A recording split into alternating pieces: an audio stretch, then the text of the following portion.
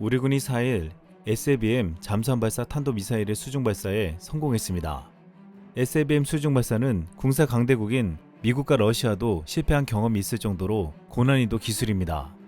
그럼에도 한국은 이를 성공적으로 해내며 세계 8번째 SLBM 개발국이 되었습니다. 많은 국내 네티즌들도 한국의 SLBM 개발에 환호하며 축하했는데, 일각에서는 그동안 핵무기가 없는 한국이 SLBM을 만들어 쓸데없는 예산을 낭비했다는 주장을 다시 꺼내들었습니다. 하지만 지금 우리 군에게 SLBM의 개발은 분명히 큰 의미를 지니고 있다고 말하고 있습니다.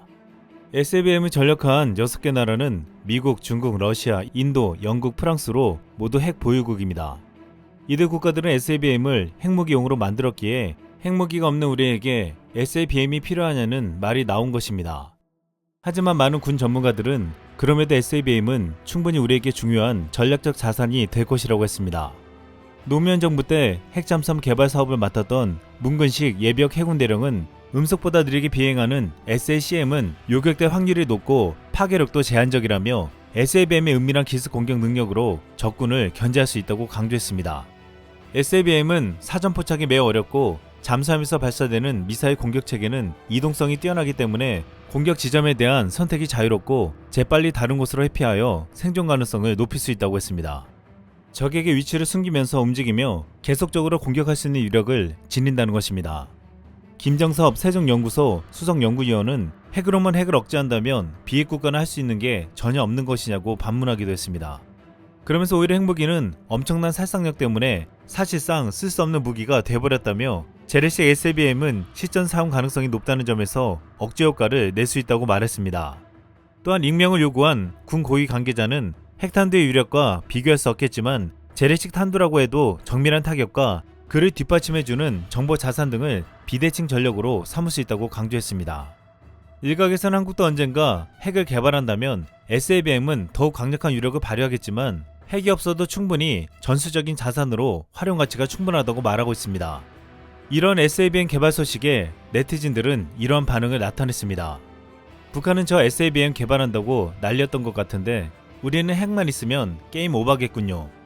미국이 핵 개발 허용해 주기만 하면 다음날 어디선가 핵탄두도 나올 듯. 이제 핵잠수함만 있으면 전 세계의 어느 나라든 북한이든 중국이든 일본이든 미국이든 유럽이든 타격이 가능하네요. 핵이 있으면 핵으로 굳이 대륙간 탄도미사일이 필요가 없겠네요.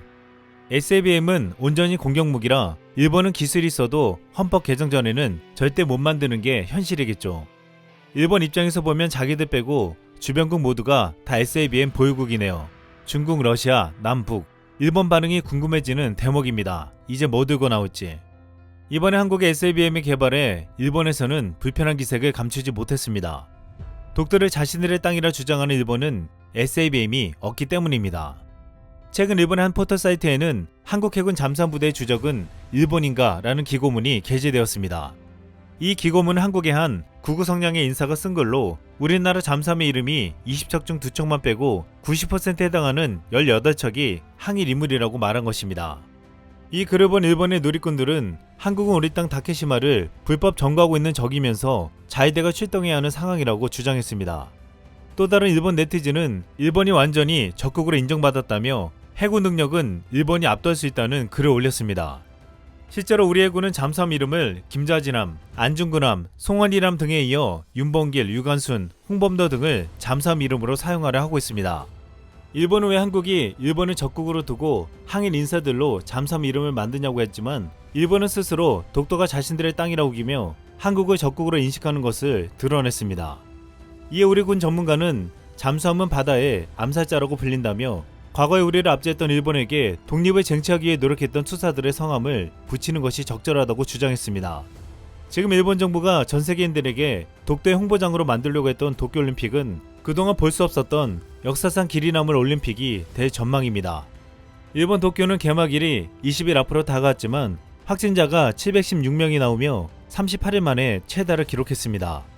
그러자 이제 대회 주요 종목인 야구나 축구, 육상 등의 경기를 무관중으로 하는 방향을 검토하고 있다고 했습니다.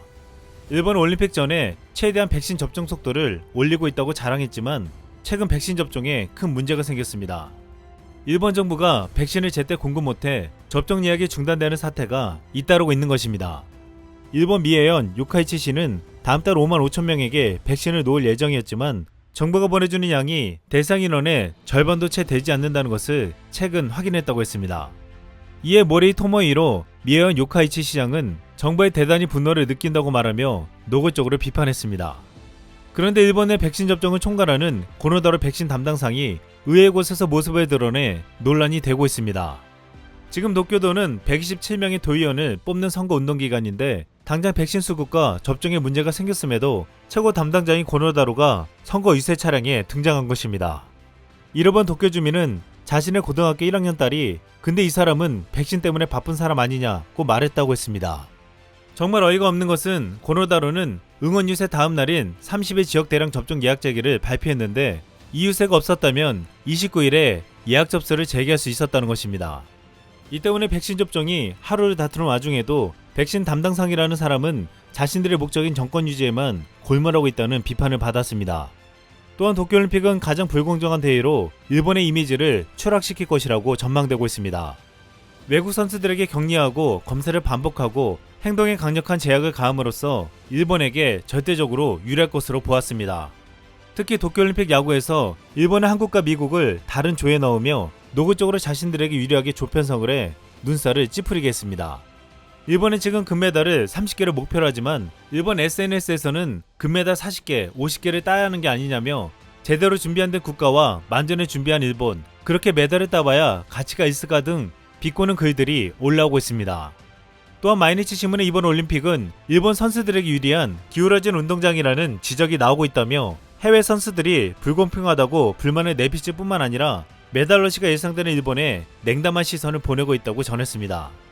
올림픽 개최국 은 원래 홈 어드밴티지를 갖지만 코로나로 인해 일본 선수들은 너무 큰 이점을 누린다고 했는데 이를 두고 일각에서는 도쿄올림픽을 코로나 어드밴티지 올림픽이라고 불렀습니다. 이런 와중에 최근 미국에서는 일본의 기능실습 제도가 외국인 노동자 착취에 악용되었다는 비판이 나왔습니다. 이것은 일본이 선진국으로서 개발도상국의 기술과 지식을 전수한다고 했지만 노동력 착취 수단으로 전략했다는 것입니다. 또한 미국 뉴욕타임즈 등 유력 언론 10여 개사는 도쿄올림픽 취재 제안에 항의하는 서한을 일본에 보내 항의하기도 했습니다. 일각에서는 오랜 기간 동안 아시아 유일의 선진국이라 불렸던 일본은 이번 도쿄올림픽을 계기로 맨 얼굴을 드러내며 더 이상 선진국이라 여겨지지 않을 것이라고 주장했습니다. 그러면서 이제 아시아의 진정한 선진국의 역할은 한국에게 기대될 것이라는 말까지 나왔습니다. 지난 2일 UN 무역개발회의에서 한국은 개발도상국에서 선진국으로 그룹이 바뀌었습니다. UN 무역개발회의 설립 후 57년 역사상 개도국을 벗어나 선진국이 된 것은 한국이 유일했습니다. 한국은 너무나도 빨리 기적같은 경제부흥을 이뤄내었고 도움을 받는 나라에서 도움을 주는 나라가 되었습니다. 우리 정부는 이제 당당하게 선진국들과 국제 현안 해결에 핵심 역할을 할 것이라고 말했습니다. 이상 쓸멍이었습니다.